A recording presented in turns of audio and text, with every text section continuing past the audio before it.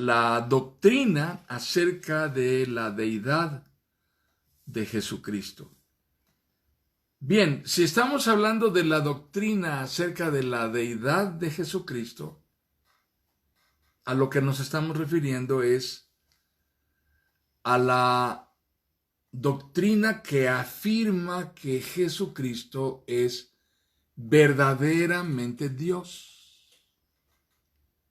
Que Jesucristo es verdaderamente Dios. ¿Por qué habría necesidad de afirmarlo?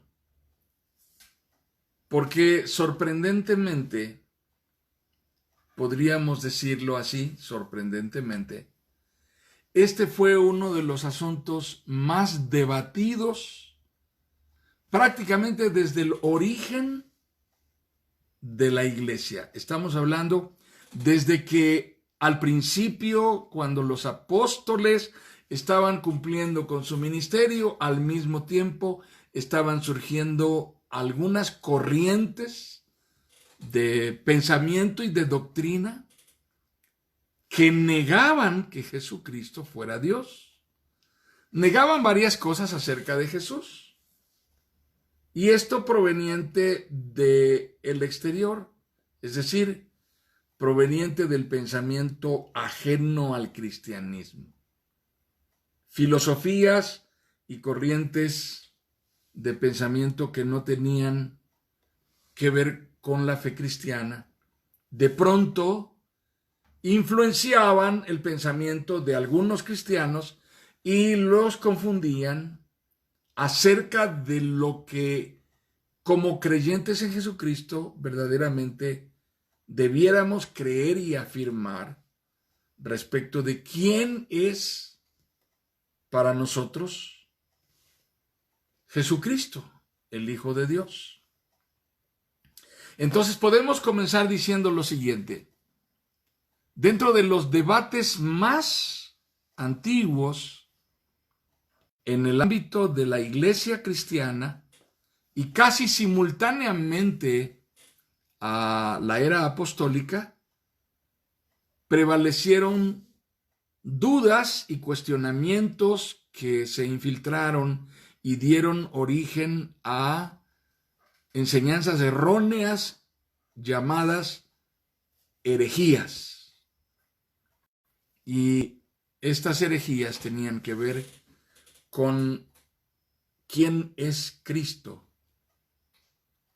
Y por supuesto, si tenían que ver con quién es Cristo, ojo, y esta es la parte que debemos tener presente, no solamente es definir quién es Cristo, sino definir también qué fue lo que Jesucristo hizo, la obra de Jesucristo y la eficacia de la obra de Jesucristo.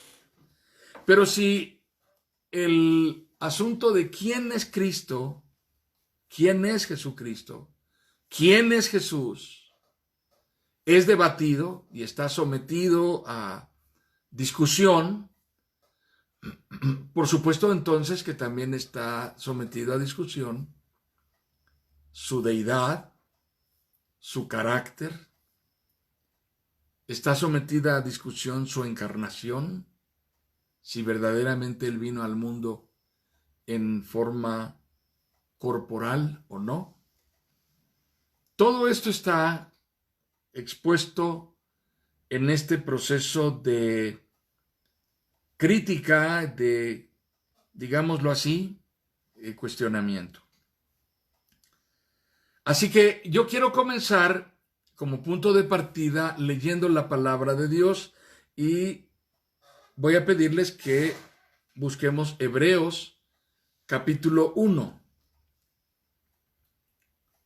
Y vamos a comenzar a partir de la Biblia viendo lo que las Escrituras nos dicen acerca de Jesucristo. Y al comenzar con la palabra de Dios, después de ello iremos a las herejías más identificables, más notorias o más comunes.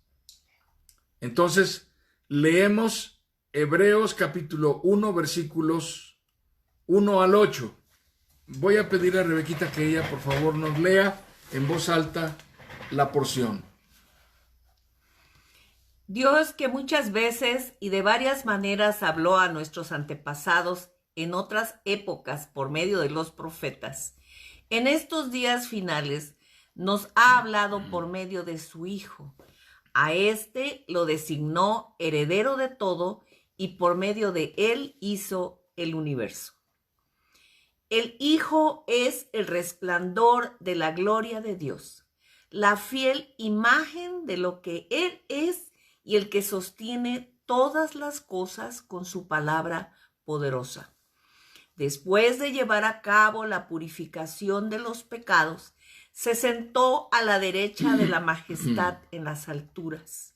Así llegó a ser superior a los ángeles en la misma medida en que el nombre que ha heredado supera en excelencia al de ellos.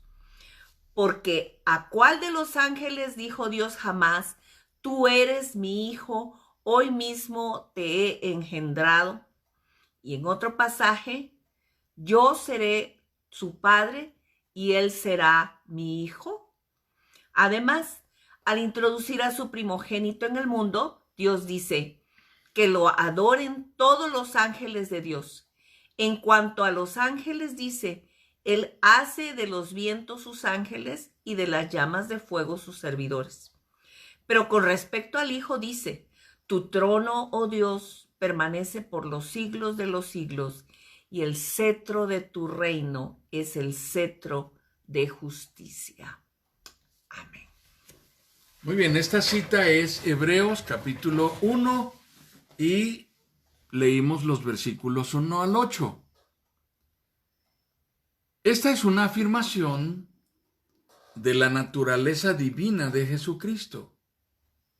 Es al mismo tiempo una afirmación de su condición como segunda persona de la Trinidad, de acuerdo con la fe cristiana, que identifica al Padre, al Hijo y al Espíritu Santo. El Padre, la primera persona de la Trinidad, el Hijo, la segunda persona de la Trinidad, y el Espíritu Santo, la tercera persona de la Trinidad. Y en esta porción que acabamos de leer, el Padre y el Hijo están en una relación tal como nuestro Señor Jesucristo lo describió durante su ministerio.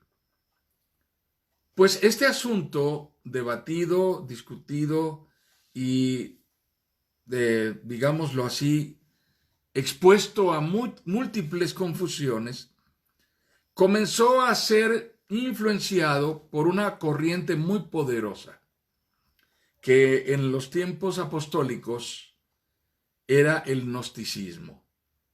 El gnosticismo era una corriente que tenía su raíz y su origen en el pensamiento filosófico griego y estaba muy caracterizado por esta diferenciación entre lo material y lo etéreo, lo inmaterial.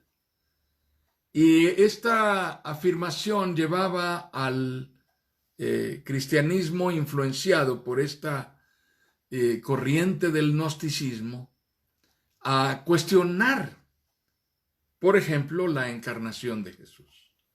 Un primer cuestionamiento, una primera forma de negar la naturaleza corporal de Jesús fue llamada docetismo. Docetismo viene de la palabra docet, que quiere decir algo relacionado con lo aparente, algo que no es físicamente material, sino que es como una especie de apariencia fantasmal.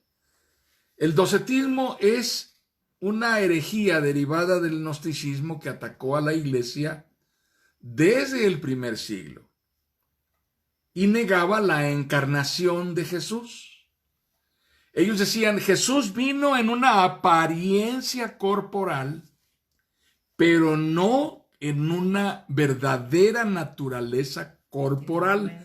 Por lo tanto, no tenía carne. No había un cuerpo, solo parecía haber.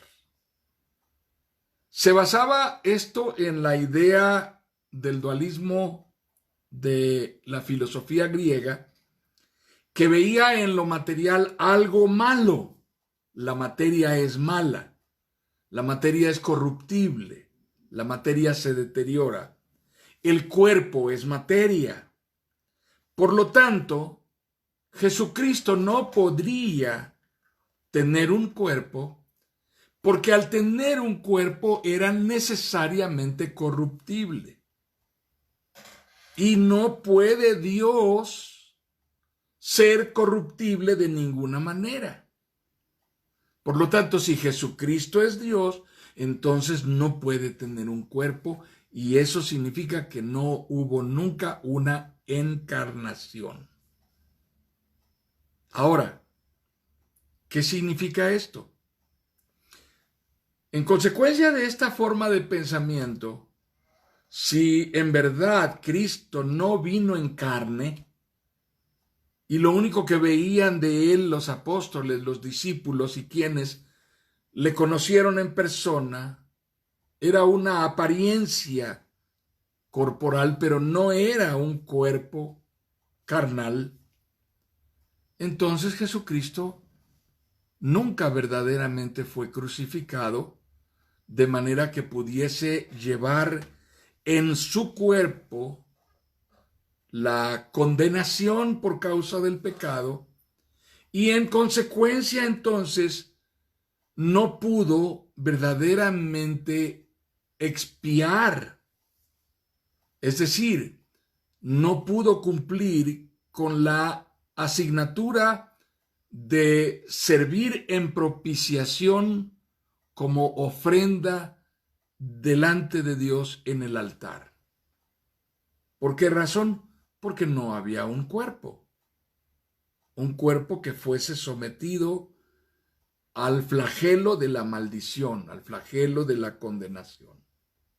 Entonces la obra de redención no pudo haber sido consumada corporalmente. Ese es el problema con esta doctrina del docetismo. Si no hay un cuerpo, entonces no hubo sacrificio.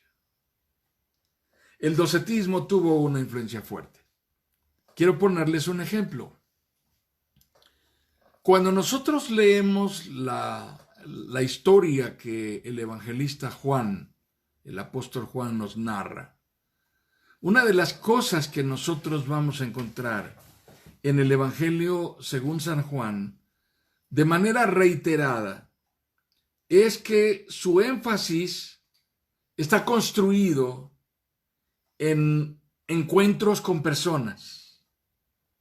Es decir, Juan construye su evangelio en base a la narrativa de diálogos que nuestro Señor Jesucristo sostiene con personas que dan evidencia y testimonio de haber estado frente a Él y de haberle conocido. Leo en este caso directamente del Evangelio según San Juan, en el capítulo 1. Juan dice: y el Verbo se hizo hombre, y la versión 60 dice: se hizo carne, y habitó entre nosotros. Estoy leyendo Juan 1:14. Y el Verbo se hizo hombre y habitó entre nosotros. Hemos contemplado su gloria, la gloria que corresponde al Hijo unigénito del Padre, lleno de gracia y de verdad. Ahora, cuando nosotros llegamos, por ejemplo, al capítulo 2, nuestro Señor Jesucristo está en una celebración de bodas en una población que se llama Caná, en Galilea. Y María viene a él preocupada porque a los anfitriones de la fiesta se les terminó el vino y entonces ella le pide que haga algo. Y entonces Jesús, delante de las personas, lleva a cabo el milagro de la conversión de agua en vino. Y dice la Escritura que todo el mundo se sorprendió. Pero en el capítulo 3 del Evangelio según San Juan, Jesús tiene una entrevista con un hombre famoso, es decir, un hombre de gran reputación en la población, porque es un miembro del Consejo de los Ancianos, que se llamaba el Sanedrín. Esta conversación tiene un papel muy importante porque esta conversación es un diálogo personal entre nuestro Señor Jesucristo y un hombre prominente de Israel que está sentado frente a frente, conversando con él. Y a este hombre, nuestro Señor Jesucristo, le habla acerca de la necesidad de nacer de nuevo para entrar en el reino de Dios. Ahora bien, cuando nosotros llegamos un poquito más adelante, en el capítulo 4, Jesús, acompañado de sus discípulos, va a una población atravesando por Samaria y se detiene en el pozo de Jacob y allí tiene un encuentro con una mujer samaritana. Y así podremos ver cómo el desarrollo del Evangelio según San Juan pareciera estar construido en base a estos encuentros con personas. Y nos preguntamos, ¿con qué propósito? Porque el apóstol Juan está construyendo un evangelio que narra a un Jesús que tiene no solo una apariencia, sino una verdadera corporeidad. ¿Qué significa esto? Que Jesús verdaderamente estaba en medio de ellos y estaba físicamente. Y lo pueden ver y pueden hablar con él. Y esto que sucede tiene una mayor consumación porque se va acrecentando a lo largo que el Evangelio transcurre. Y observen ustedes, por ejemplo, cuando llegamos a Juan capítulo 20. En medio de la sorpresa de la resurrección, cuando los apóstoles están congregados, atemorizados, un poco amedrentados al atardecer del primer día de la semana, el día en que Jesús resucitó, Juan capítulo 20 nos dice, al atardecer de aquel primer día de la semana, estando reunidos los discípulos a puerta cerrada por temor a los judíos, entró Jesús y poniéndose en medio de ellos los saludó. La paz sea con ustedes. Dicho esto, les mostró las manos y el costado. ¿Se dan cuenta del énfasis? Al ver al Señor, los discípulos se alegraron. La paz sea con ustedes, repitió Jesús. Como el Padre me envió a mí, así yo los envío a ustedes. Poquito más adelante, en el mismo pasaje, Tomás, al que apodaban el gemelo y que era uno de los 12, no estaba con los discípulos cuando llegó Jesús. Así que los otros le dijeron, hemos visto al Señor. Y Tomás respondió, mientras no vea yo la marca de los clavos en sus manos y meta mi dedo en las marcas y mi mano en su costado, no lo creeré, repuso Tomás. Una semana más tarde estaban los discípulos de nuevo en la casa y Tomás estaba con ellos. Aunque las puertas estaban cerradas, Jesús entró y poniéndose en medio de ellos, los saludó. La paz sea con ustedes. Luego le dijo a Tomás, pon tu dedo aquí y mira mis manos. Acerca tu mano y métela en mi costado. No seas incrédulo, sino hombre de fe. Señor mío y Dios mío, exclamó Tomás, Señor mío y Dios mío. Porque me has visto, has creído, le dijo Jesús. Dichosos los que no han visto y sin embargo creen. Ahora, entendamos el propósito con el cual en el Evangelio Juan nos narra estas historias de encuentro personales entre Jesús y personajes identificables que dan testimonio de haber visto a Jesús corporalmente. ¿Cuál es el interés? El interés es rebatir la influencia del gnosticismo, la doctrina que negaba que Jesús hubiese podido tener una condición material. La influencia del docetismo, que afirmaba que solamente era una apariencia corporal, no un cuerpo verdaderamente. Entonces, con esto que Jesús está revelando, conforme a lo que leemos en el Evangelio según San Juan, tenemos un testimonio claro de su naturaleza.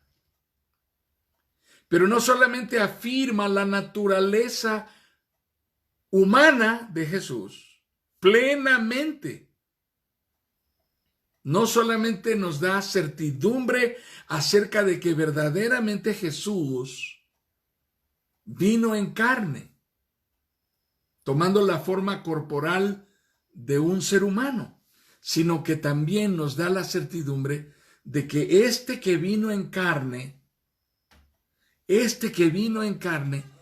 es Dios verdaderamente. Y lo tenemos aquí, cuando nos dice en el capítulo 1 de Juan, en el principio ya existía el Verbo, y el Verbo estaba con Dios, y el Verbo era Dios. Él estaba con Dios en el principio. Por medio de él, todas las cosas fueron creadas. Sin él, nada de lo creado llegó a existir. En él estaba la vida, y la vida era la luz de la humanidad. Ahora entendamos esto, la importancia de lo que nuestro Señor Jesucristo está diciendo. ¿Por qué razón cada afirmación de Jesús en las conversaciones con personas parecen tener un carácter de certificación de que nuestro Señor Jesucristo verdaderamente estuvo allí personalmente? Cada momento en el cual nuestro Señor Jesucristo estuvo en un diálogo con las personas da testimonio de su condición corporal.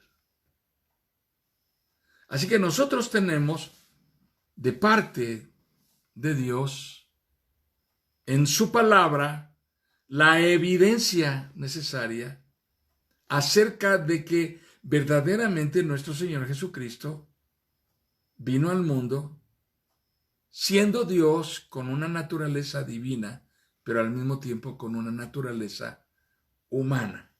Y entonces la herejía del docetismo, que afirmaba que Jesús había venido solo en apariencia corporal, pero no corporalmente, o del gnosticismo, que negaba que Jesús hubiese venido en carne, porque Dios no podría nunca tomar una forma corporal. No tiene lugar ni sustento en la palabra. Otra gran corriente doctrinal, esta no tan temprana, tanto el gnosticismo como el docetismo correspondían básicamente a los finales del primer siglo de la Iglesia. Por eso quien responde categóricamente a esta herejía es el apóstol Juan.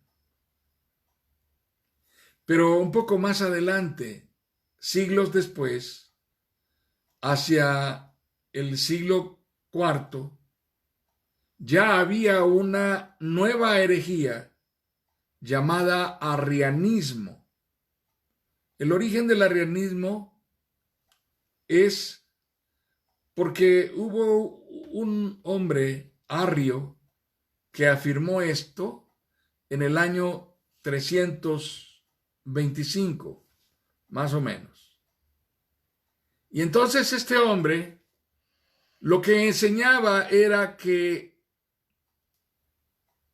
el Hijo no era realmente Dios, sino que en realidad el Hijo, tal como lo vemos en los evangelios, es un ser subordinado al Padre, no era parte de la Trinidad divina, y por lo tanto, no era Dios, era una creación de Dios, pero no era Dios. El arrianismo en realidad es un conjunto de doctrinas que fundamentó este hombre arrio y sostenía que Jesús era una criatura encarnada en la persona histórica de Jesús, con atributos divinos otorgados por Dios, pero que no era Dios. Y entonces Jesús no tenía esa naturaleza de deidad, como el cristianismo lo enseñaba. El arrianismo fue otra herejía. Negaba la doctrina de la Trinidad, negaba la deidad de Cristo y negaba que Jesucristo hubiese podido consumar la redención como en la forma en que los cristianos lo enseñaban. Para efectos de estas herejías fue necesario que la Iglesia, ya en aquella época, 325, cuando ya la Iglesia tenía una estructura durante el Imperio Romano, convocara un concilio en el cual se trataría este debate teológico sobre la persona de Jesucristo, sobre su naturaleza, sobre su corporeidad o encarnación y sobre su obra redentora. En el año 325, en la ciudad de Nicea, el arrianismo, junto con todas las demás anteriores herejías, fueron declarados totalmente ajenos a la enseñanza de las Escrituras y expulsados de la Iglesia, igualmente como posterior a esto, en el año 381, en otro concilio más, en la ciudad de Constantinopla, fueron nuevamente negadas la veracidad de estas herejías. Así que todas estas herejías fueron refutadas y negadas y expulsadas de la Iglesia formalmente a través de estos concilios en donde el debate se abrió para que todos los que estaban a favor pudieran argumentar y todos los que estaban en contra pudieran argumentar, y la conclusión final fue un dogma de fe que la iglesia adoptó y en el cual se pronunció a través de un credo. Hoy tenemos ese documento en nuestros tiempos. Ese documento es identificado como el resultado del Concilio de Nicea en el año 325. Este credo enfatiza que efectivamente existe un Dios único, pero que es conocido por una Trinidad en la unidad perfecta de la deidad. Padre, Hijo y Espíritu Santo. Así que esta declaración de fe del Concilio de Nicea le dio a Jesucristo ese reconocimiento como dogma de fe de la Iglesia y prevalece hasta el día de hoy. Ahora, quiero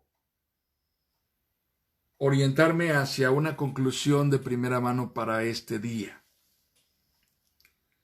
Quiero que pensemos en lo que esto significa con relación a nuestra celebración de la Navidad. ¿Por qué razón? Porque cuando nosotros estamos celebrando la Navidad, puede ser que alrededor de la celebración de la Navidad, de manera familiar, de manera doméstica, de la manera en que disfrutamos hacerlo, haya tantos elementos que nos distraigan. Porque la idea de la Navidad ha cobrado no solamente un carácter evocativo, poético, nostálgico, yo diría hasta bohemio. Nos encanta reunirnos. Es un acontecimiento afectivo. En fin, es un acontecimiento litúrgico, religioso, pero a la postre, al cabo de todo esto, al cabo de lo afectivo, al cabo de lo nostálgico, al cabo de lo bohemio y de lo incluso de lo poético, ¿cuál es la verdad residual que conservamos, que pudiéramos llamar el Evangelio expresado en términos de Navidad? ¿Cuál es el Evangelio que podemos rescatar de la conmemoración de la Navidad? No se trata de una fiesta solo por el hecho de que está en la agenda y los cristianos la celebramos. Se trata de un mensaje, de un testimonio poderoso de redención que está allí inmerso en esta envoltura, en este ropaje. Pero no tendría sentido, carecería de carácter, carecería de significado y de propósito si lo que estamos celebrando y lo que estamos testificando al mundo, lo que estamos expresando y comunicando en nuestra celebración, no se refiriese a Dios, sino se refiriese a alguien, a un prócer, a alguien muy importante, a alguien muy admirable, a alguien que hizo algo encomiable. Pero no, el anuncio que los ángeles vinieron a dar se refería a un Salvador que es Cristo, el Señor. Y el anuncio fue acompañado de un coro de ángeles que exaltaban y reconocían la gloria de Dios. Gloria a Dios en las alturas y en la tierra paz a los que gozan de su buena voluntad. Y en respuesta, los pastores que oyeron y fueron testigos de esta manifestación gloriosa, celestial, en medio de la campiña en donde estaban cuidando de sus rebaños, reaccionaron con una respuesta de rendición, de adoración. Se dijeron unos a otros: vamos a Belén a ver esto que ha pasado y que el Señor nos ha dado a conocer. Y dice, cuando vieron al niño, contaron lo que les habían dicho acerca de él. Y cuantos lo oyeron se asombraron de lo que los pastores decían. Los pastores regresaron glorificando y alabando a Dios porque había todo lo que habían visto y oído. Así que tenemos un testimonio que es glorioso, que reconoce, declara y sustenta la deidad de Jesucristo, que afirma clara, contundente, enfáticamente la encarnación de Jesucristo y que expone con claridad y puntualidad, con nitidez, el propósito de su encarnación. No solamente expone la naturaleza gloriosa y eterna de Jesucristo, sino que también expone la razón de su encarnación.